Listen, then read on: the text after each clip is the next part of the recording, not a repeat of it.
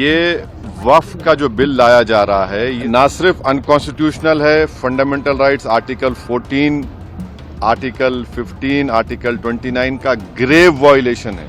ये वक्फ को बचाने के लिए नहीं है, वक्फ को मुसलमानों से छीनने के लिए, बर्बाद करने के लिए ये बिल लाया जा रहा है। जो हमारे ऑनरेबल मेंबर्स ने भी कहा है ज्वाइंट वर्किंग कमेटी वक्फ के, मैं उससे एग्री करता हूं।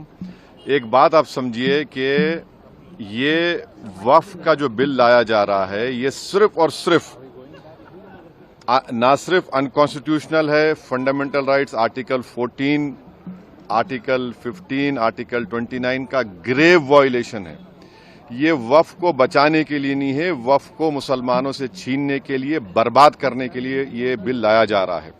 और इसमें जो एडिशनल अमेंडमेंट्स जो बीजेपी और एनडीए ने पेश किए वो तो उसको और बदतर करता है।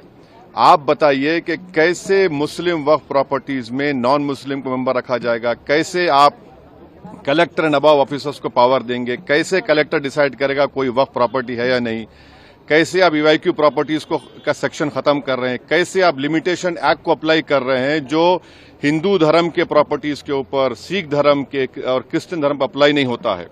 तो ये सिर्फ और सिर्फ ये सरकार आइडियोलॉजिकल बुनियाद पर मुसलमानों को अपनी वर्शिप से महरूम करने के लिए, क्योंकि वक्फ मुस्लिम समाज के लिए एक इबादत है, उसको छीनने के लिए ये बिल लाया जा रहा है।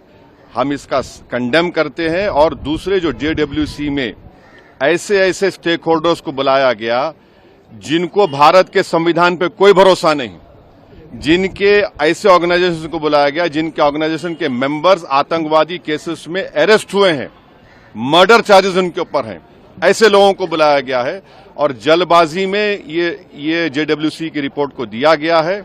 इसमें जो भी रिकमेंडेशंस है तमाम अपोजिशन पार्टीज ने उसका ओपनली पुरजोर उसकी हमने मुखालिफत की है।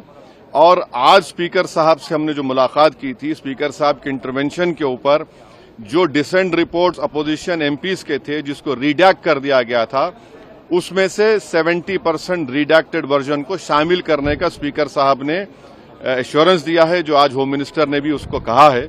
मगर ये जो बिल लाया जा रहा है ये वक्फ को बचाने के लिए नहीं, वक्फ को बर्बाद करने के लिए, मस्जिदों को, दरगाहों को, कब्रिस्तान को मुसलमानों से छीनने के लिए लाया जा रहा है। और